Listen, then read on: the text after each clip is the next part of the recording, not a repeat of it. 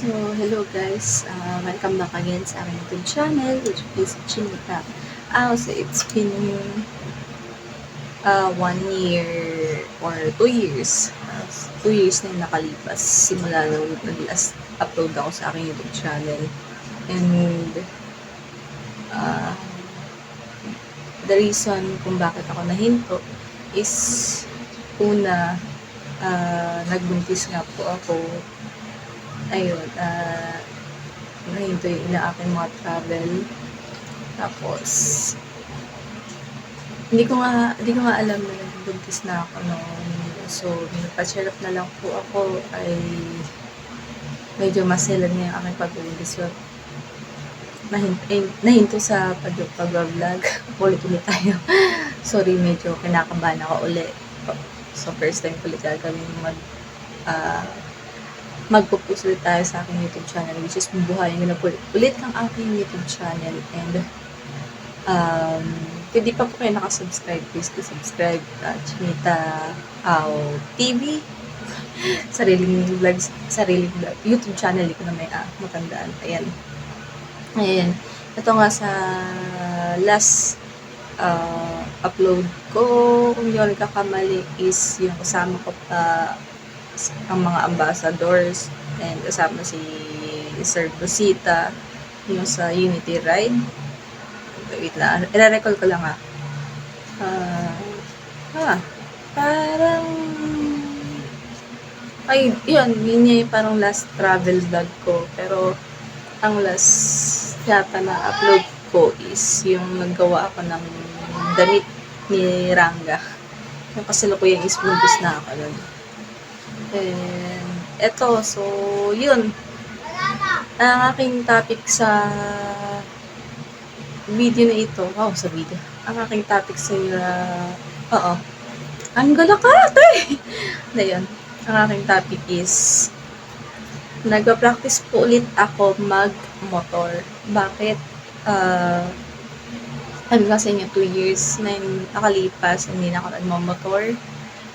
Which is, meron akong motor. So, sa unang pinaka-upload ko is nagkaroon ako ng scooter. So, yun yung una ko na i-drive. And this time is nag-aaral ako ng pagmamotor. Pero ibang motor naman ang gamit ko. So, mag-upgrade tayo ng mag-upgrade. From automatic to semi-matic hanggang sa mag-drive na ako ng manual. Kasi si windbreaker, pag natuto na, sanay na ako sa semi-matic, ayun, si windbreaker is manual. Windbreaker is ang aming sports bike. Ayan, windbreaker ang pangalan niya. Para pag nasanay ako, pwede ko na itaas si windbreaker. Ayan.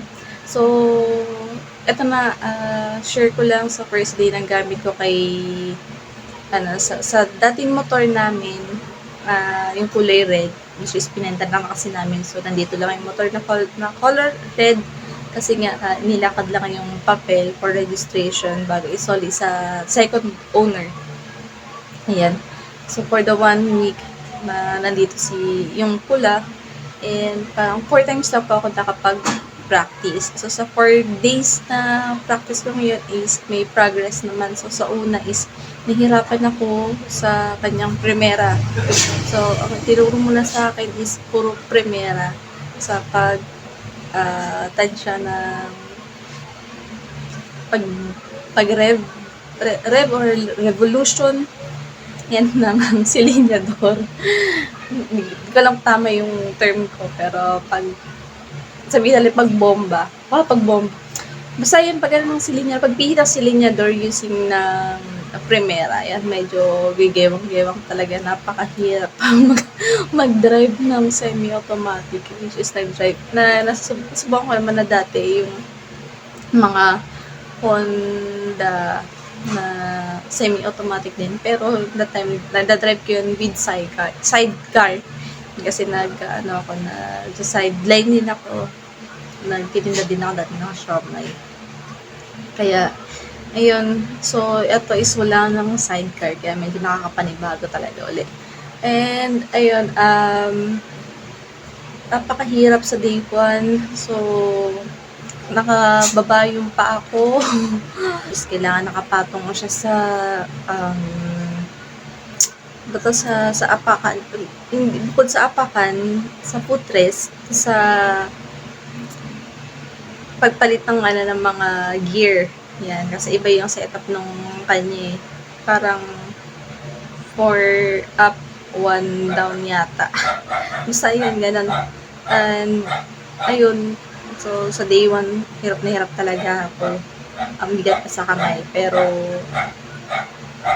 hindi naman ako nangalay. Masakit lang sa binti. Ganyan.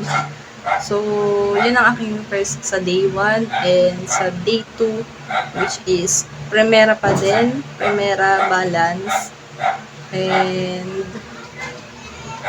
ayun, kailangan nakapatong na yung pako sa may footrest and sa gear niya. So, yan, kailangan nakapatong na.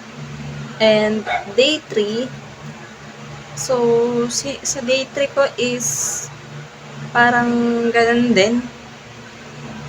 Same pa rin ng day 2 ko.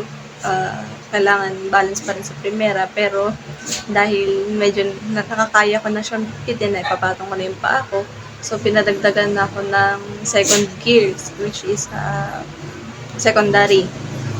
Pinag-secondary na ako. So primera, secondary, tercera, kwarta, yan. Yun. So hanggang nasa secondary lang muna yung aking pinabigay sa akin. So, yun yung day 3 ko. Which is, sanay na naipapatong ko na yung paa ko. Dinagdagan na ako ng isang, so, nag-gear up ako, nag-step up ako. Step up ko yun. Step up ako, no? Isa pang gear. And, na-balance na, nadadala ko na yung motor. So, until kahapon, so, final practice kasi today is binalik na yung motor sa second owner. So, sa final practice ko kahapon, which is nadala ko na yung motor, yan. Kasi meron kami pinagpa-practicean. So, papakita ko na lang sa inyo yung maiksing video kung saan ako nagpa-practice, pero hindi ko na kayo nadala kung saan yung saktong lugar kung saan kami nagpunta. Pero yung lugar kung saan na lang kami pa-practice doon. And yung day 2 ko kasi, magkaibang lugar yung pinagtaksan ko ng day 2 and day 4. Day 3 yata. Basta yun, nakalimutan ako ng video yung kasi yung second day ko, pagkakaalala ko, which is niya kay Mama. So, may nais din kasi sa motor ni Mama, yung gearbox ni Mama sa motor niya na wave 1 to 5, kung di ako nagkakamali. Kasi nga, yung box Mama daw, nung last time, yung may gewang-gewang doon sa Mama, kasi nga, parang maluwag daw yung niya, yung bracket. So, ayun doon ako nag-practice kay Mama. And, day 3 up to last.